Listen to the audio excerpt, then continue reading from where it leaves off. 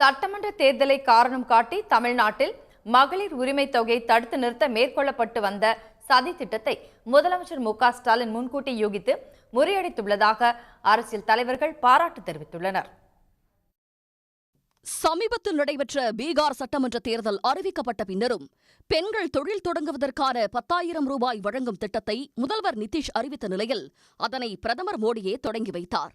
தேர்தல் நடத்தை விதிமுறைகள் நடைமுறைப்படுத்தப்பட்ட நிலையிலும் வாக்குப்பதிவின் முதல் நாள் காலை வரை பல லட்சம் பெண்களின் வங்கிக் கணக்கில் 10,000 ரூபாய் வரவு வைக்கப்பட்டது. தலைமை தேர்தல் ஆணையம் இதனை முற்றிலும் கண்டுகொள்ளவில்லை. முன்னதாக மகாராஷ்டிர சட்டமன்ற தேர்தல் நடக்கும் போதும் லக்கி யோஜனா என்ற திட்டத்தின் கீழ் பெண்களுக்கு நிதி வழங்கப்பட்டது குறித்தும் தேர்தல் ஆணையம் கேள்வி எழுப்பவில்லை.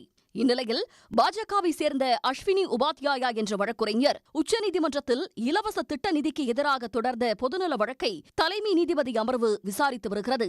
இந்த வழக்கு நடந்து கொண்டிருக்கும் போதே நடைபெற்ற பாஜக கூட்டணி ஆளும் மகாராஷ்டிர உள்ளாட்சி தேர்தலில் உரிமை தொகை போன்ற திட்டங்களுக்கு பணம் கொடுக்கக்கூடாது என மாநில தேர்தல் ஆணையமே அதிரடியாக உத்தரவிட்டது. இந்நிலையில் பீகார் சட்டமன்ற தேர்தலில் தோல்வியடைந்த பிரசாந்த் கிஷோர் உச்சநீதிமன்றத்தில் தொடர்ந்த வழக்கில் தேர்தல் நடத்தை விதிகளை மீறி பெண்களுக்கு தலா 10,000 ரூபாய் நிதி அளித்தது வாக்காளர்களை விலைக்கு வாங்கிய செயல் என்று குற்றம் சாட்டியிருந்தார். எனவே அதனை வாக்காளர்களுக்கு லஞ்சம் கொடுத்ததாக கருதி பீகார் தேர்தலை செல்லாததாக அறிவிக்கவும் பிரசாந்த் கிஷோர் கோரினார்.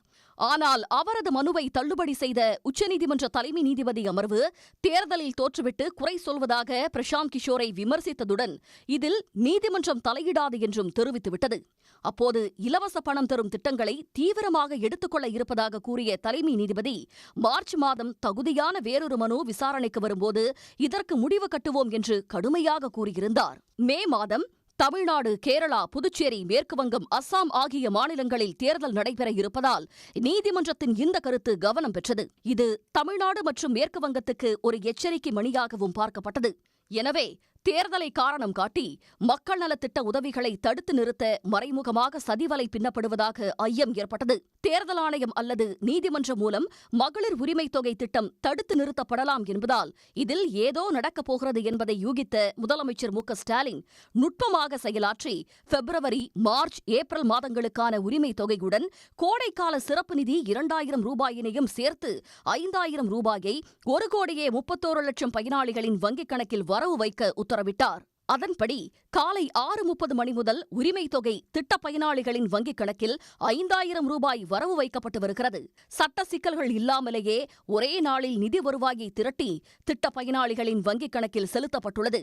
திமுக அரசின் 3 மாத மகளிர் உரிமை தொகையான 3,000 ரூபாயை தடுத்து நிறுத்த சதி செய்தால் பயனாளிகளுக்கு 5,000 ரூபாயாக தருவோம் என்ற எண்ணத்தில் முதலமைச்சர் மு.க.ஸ்டாலின் அதிரடியாக பதிலடி அளித்திருப்பதாக தமிழ்நாடு அரசியல் தலைவர்கள் கூறியுள்ளனர்.